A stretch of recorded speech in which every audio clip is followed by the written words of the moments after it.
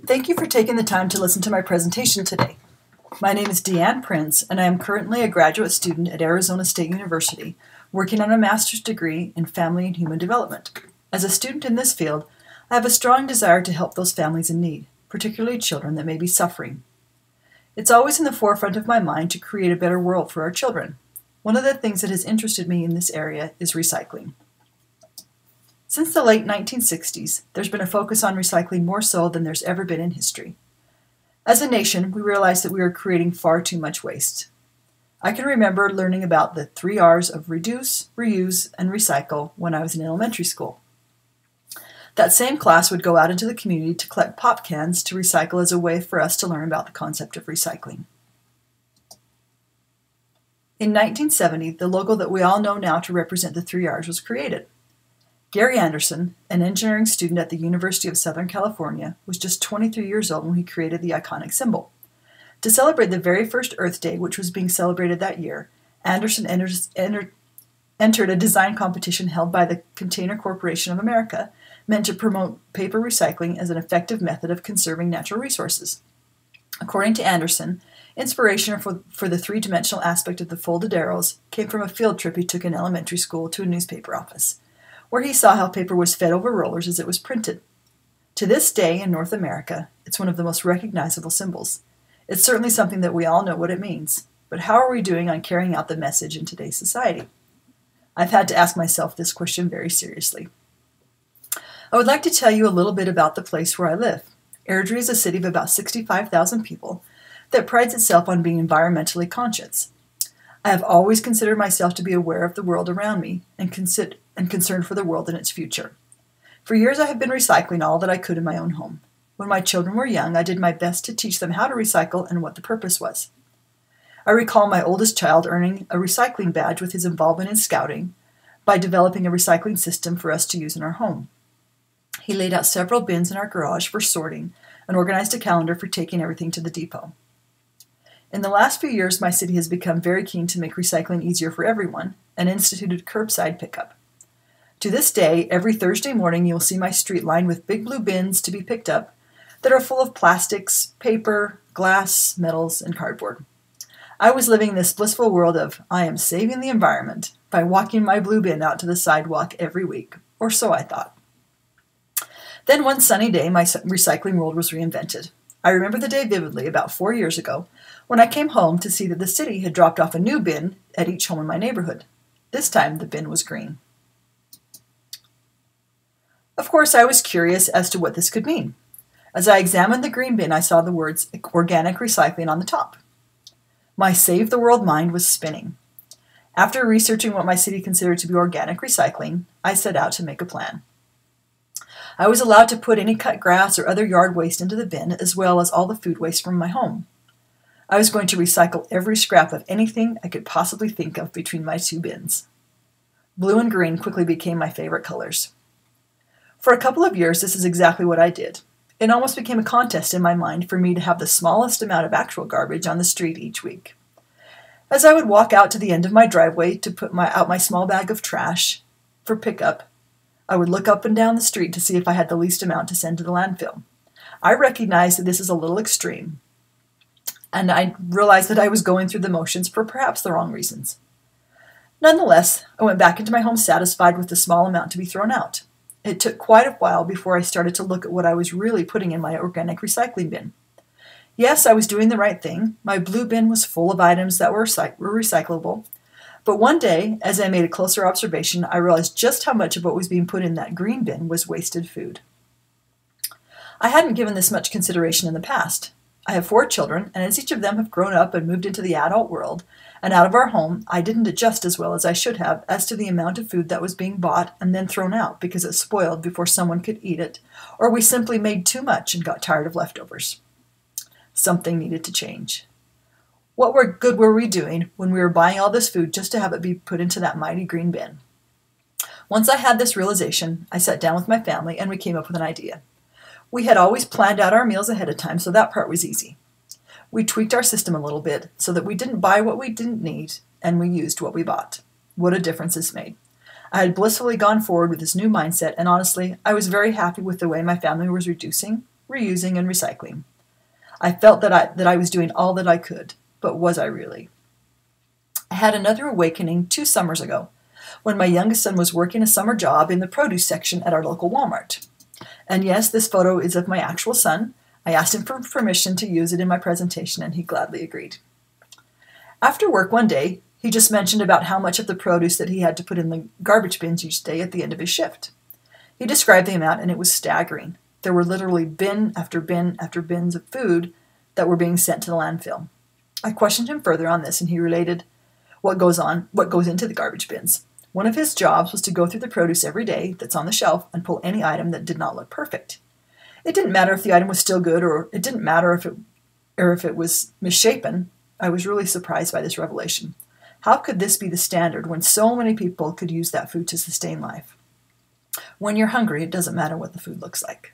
Hunger is such an issue in our country and across the globe. During my Capstone 2 course, I discussed this issue with my classmates. We agreed that there must be a better way and set out to figure out what that might be. Thus the idea for our policy brief titled, Addressing Hunger, Reducing Food Waste at the Retail Level. The research for this presentation was done by myself and my classmates, Travis Catt, Sandy Giovanni, Fernando Rodriguez, and Ashley Williams. The war against hunger seems to be a never-ending one. We will be discussing today about attacking hunger from the perspective of retail waste. As the population of the United States increases, so does the demand for food. By the year 2050, and let's be honest, that's really not that far away, it is estimated that the world will need 60% more food than it has now. Hunger is already an issue in this country. Unfortunately, the United States currently wastes enough food to eliminate food insecurity in the United States. This statistic is unimaginable. Perhaps we could start thinking about what we're doing in another way. In the food industry, the retail sector is the largest culprit of food waste. This is a problem that requires immediate action. Current approaches include turning food waste into scraps for animals, discouraging overordering, and composting. But sending the surplus food to the landfill is by far the most common. Our goal is to partner grocery stores around the nation with food banks to increase the amount of donated food and decrease the amount of waste. In order to achieve this, the local Walmart in Fairbanks, Alaska will be targeted as our prototype. This is a small but necessary step towards ending hunger in the United States, which of course is the goal. Being food secure is defined as households having access at all times to enough food for an active, healthy life for all household members. According to the USDA, 87.7% of all households in the United States were considered food secure for the year 2016.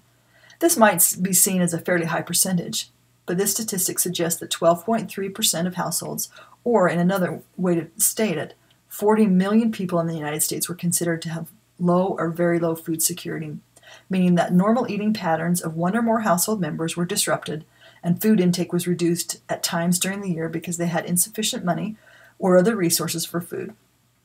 In a country that is so abundant with food, there are still 1 in 9 people starving or being food insecure. With the amount of food that is produced, not one American should ever experience any kind of food insecurity. Obviously, there is a break in the chain from food to fork to landfill. Somehow, the massive amounts of food that are being produced are missing the table and going directly to the landfills, instead of meeting the needs of the nearly 12.3% of U.S. households that lack food security. Approximately 33% of all food produced worldwide is wasted. This is 1/3 of all food. Just think of the work that goes into producing food from the farmers on down. 1/3 of what they're doing is wasted worldwide. This statistic really hits home to me, as my father has worked his whole life as a farmer. I've seen firsthand how much work goes into producing food items, so it's very difficult for me to hear that 1/3 of what he worked to produce is wasted. The amount of food waste in the United States is even more alarming, where that number increases to 40% of all food that is produced is wasted. This should be a wake-up call for this country. Why is our waste so much higher? In 1995, an estimated 95 billion pounds of food was lost at retail food service and household levels in the United States. This means that the landfills are growing at an alarming rate, while the people in the United States still do not have adequate amounts of food to nourish their families. The retail sector contributes the biggest portion of waste, where 1 in 7 truckloads of delivered perishable food are being thrown away. Not only is food going to waste, but retailers are losing billions of dollars as a direct effect. The current approach that is most commonly is simply throwing the food out. Food is the single largest material sent to landfills. Food waste at the retail level needs to decrease. The retailer is the gatekeeper to the food supply chain. This sector could play a very significant role in minimizing food waste. Wouldn't it be wonderful if we could reclaim the food that is missing the table and going straight to the landfills? One must wonder how 40% of food produced in this country gets thrown out, especially when there's such a need. Currently, food is thrown out for several reasons. Food is being produced and automatically rejected for having physical flaws, such as small blemishes or just being odd in shape, which seems to have a lack of appeal on the shelf. Often people don't choose to purchase items that aren't aesthetically pleasing or look a little different. This is especially true with produce. Another reason is a misunderstanding of expiration and sell-by dates. For example, a can of beans might have passed the expiration date, but that doesn't mean that it's no longer okay to eat. This food could be used to nourish those without food, but instead is end up being thrown away. It's unfortunate to see these items in the trash. So the question is, where do we go from here? The biggest retailer in the country of food is Walmart. Walmart has been struggling with attaining sustainability and zero waste for the past decade. The company has been on the right track, but has found that it's a difficult task to implement. And there are so many changes that need to be made, but they seem unsurmountable. It seems to be one of those cases of it's easier said than done. Walmart recognizes that waste was an issue and attempted to implement various solutions to reduce their waste. They've had great success in emerging markets in other countries around the world, but not as much success in the United States. Ultimately, by implementing some initiatives, they increased waste by 15% in their United States stores. Walmart admits that the emphasis on providing fresh and affordable food to consumers in the U.S. has meant that they unintentionally increase their food waste. Part of the onus, though, must go on the head of the consumer. Why is it that we tend to buy the food items that only look perfect? In addition, are the consumers planning and buying their food wisely? The root of the problem is usually consumer attitudes and knowledge. For example, consumers sometimes make impromptu trips to the grocery store, where they end up buying things that they already have at home. The surplus of ingredients and a failure to arrange foods that need to be used sooner than others often lead to spoilage, and older produce gets shoved to the back of the fridge and forgotten until the next time the fridge is cleaned out. The EPA has created a food recovery hierarchy that could be used as an example for all food retailers to follow.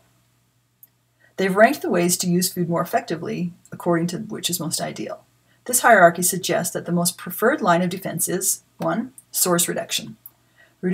By reducing the amount of surplus food that's produced, if the retailers could buy closer to what was actually sold, then surpluses would be eliminated.